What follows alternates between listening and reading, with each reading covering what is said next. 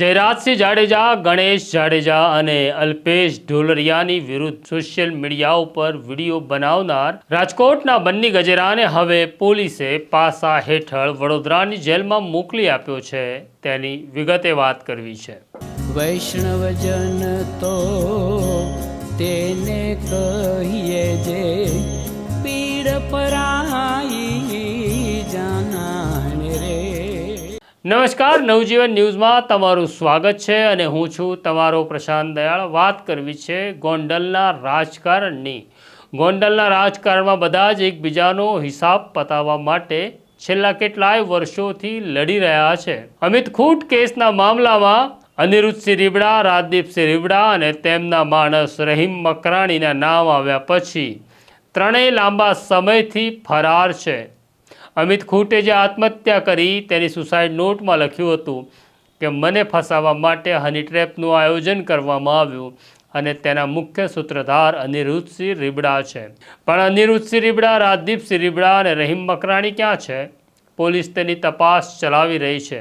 લાંબો સમય થઈ ગયા પછી પણ તે પોલીસને થાપ આપવામાં સફળ રહેતા આખરે રાજકોટ પોલીસ પહોંચી છે અદાલતમાં અને અદાલતને કહ્યું છે કે હવે આમને ભારતીય ન્યાય સંહિતાની 72ના વોરંટ પ્રમાણે આમને ભાગેડું જાહેર કરવામાં આવે. ત્યારે અદાલતે રાજકોટ પોલીસને કહ્યું છે કે તમે તેમને શોધવા માટે કરેલા પ્રયત્નના પુરાવા આપો, પછી અમે આ અનિરુદ્ધસિંહ રીબડા સહિત ત્રણેયને ભાગેડું જાહેર કરવા કે નહીં તે અંગે નિર્ણય કરીશું. બીજી તરફ રાજકોટના સોશિયલ મીડિયા ઇન્ફ્લુએન્સર બન્ની ગજેરાના દિવસો હજી ખરાબ ચાલી રહ્યા છે.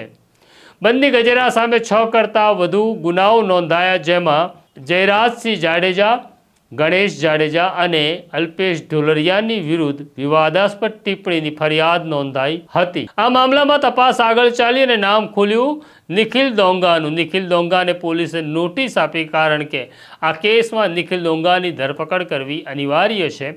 નિખિલ દોંગા તરફથી એક વળતો જવાબ મળ્યો છે કે મને કેન્સર થયું છે, હું અત્યારે સારવાર હેઠળ છું અને સારવાર પૂરી થતાં હું 15 દિવસમાં તમારી સમક્ષ હાજર થઈશ.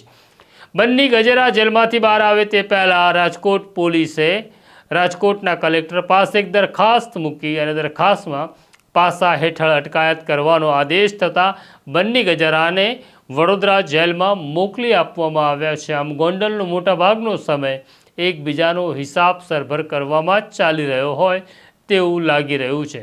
આ પ્રકારની સ્ટોરી જોવા માટે નવજીવન ન્યૂઝ જોતા રહો. લાઈક કરો, શેર કરો અને સબસ્ક્રાઈબ કરો.